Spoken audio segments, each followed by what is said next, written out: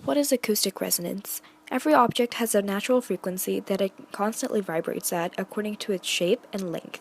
If a force frequency of the object is equal to the natural frequency, the amplitude of vibration increases exponentially. This phenomenon is known as acoustic resonance and is the physics behind why an instrument produces sound when the player forces a frequency. Mr. Ben showed us earlier in the year that Tacoma Narrows Bridge demonstrates the building effect of resonance. In this case, the natural frequency of the bridge was aligned with the wavelengths of the surrounding winds, causing the bridge to start resonating with the winds in a wave-like motion. Since resonance builds amplitude, the bridge was ultimately destroyed.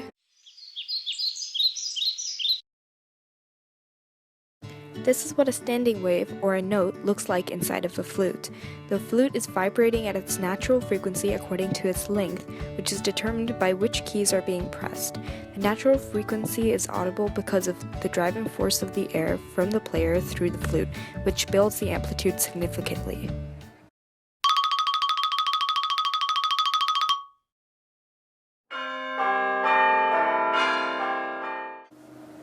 The bell experiment is a famous experiment that was performed by placing two of the exact same bells next to each other. Since they had the exact same size and shape, their natural frequencies were equivalent.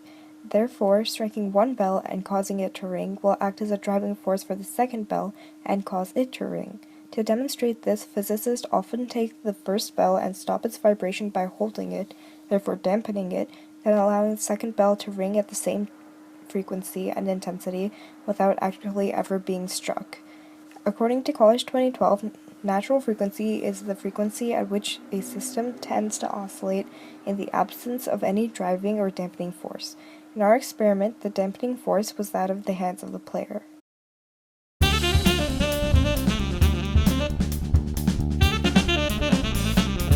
The objectives of the project were to observe A. Acoustic resonance within the flute and the piccolo, and B. The relationship between resonant frequencies in the flute and the piccolo. This basically means that we were trying to see how sounds from the instruments affected each other. In order to make the experiment successful, it was important that the piccolo was exactly half the length of the flute. This was because standing waves only form in an object if the wavelength of the sound, that is, the driving force, is proportional to the wavelength of the natural frequency of the object. This was discussed in class when we were talking about standing waves and the relationship between the length of a tube and its harmonics. So this is our setup for the experiment. Here I have the Capstone software open with a sound sensor and an interface. What the interface does is that it tells the computer how to understand the recordings from the sound sensor. How you perform the experiment is you play a recording of the piccolo or the flute, and then you use the sound sensor immediately after the sound is finished playing to record the resonance within the piccolo. The experiment was performed once each to observe the flute and the piccolo resonating with itself, and another time to observe the resulting resonating frequency when a flute driving sound was played into a piccolo from a recording.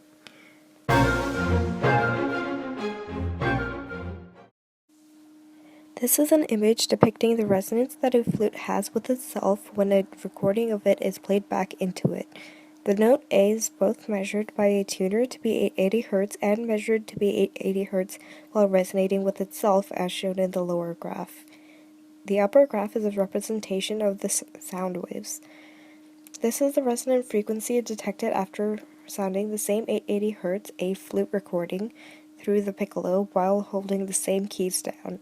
Instead of doubling the frequency as we had expected from the higher-pitched instrument, the resonant frequency is actually half of the original frequency. Our results were confirmed by performing trials on different notes. We learned along the way that some notes were impossible to show resonance in because, as expected, the player's hands had a large dampening effect on notes in which more fingers were required. Slowly we began to realize the pattern and found that not only had we discovered that these instruments can resonate with themselves and one another, but we had also managed to produce sounds on the piccolo that are impossible for human players to produce. This image shows why we got the results that we did. The flute produces a sound at frequency 880 Hz, but since the piccolo is half the length of the flute, the standing wave produced is only that at 440 Hz. In this case, the flute would be the second harmonic, while the piccolo's resulting resonant frequency was observed at the first harmonic. Note that this diagram is only for the note A, which requires a specific combination of keys, and the diagram would look different for each of the notes because the tube would have different natural frequency at each different length. Therefore, any sound produced the way it was in our experiment could result in a frequency outside of the piccolo range. If our experiment were to be produced in reverse, with the piccolo as the driving sound, the flute would actually jump into resonant frequencies at the fourth harmonic, as you can see in the diagram.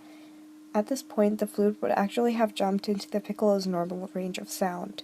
Note that this reverse experiment should not be conducted without earplugs, as the highest notes on the piccolo are known to be within the range of white noise.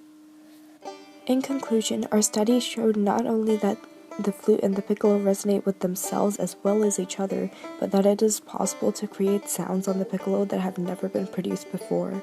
This can be useful in orchestras and other sound-using facilities that desire more wooden, high-pitched sound below the range of the piccolo. Due to the sensitivity of the sensor we used, we were not able to establish the bounds of this new sound, but it may be determined by others in the future. I'm Shafali Kamar, and thank you for listening.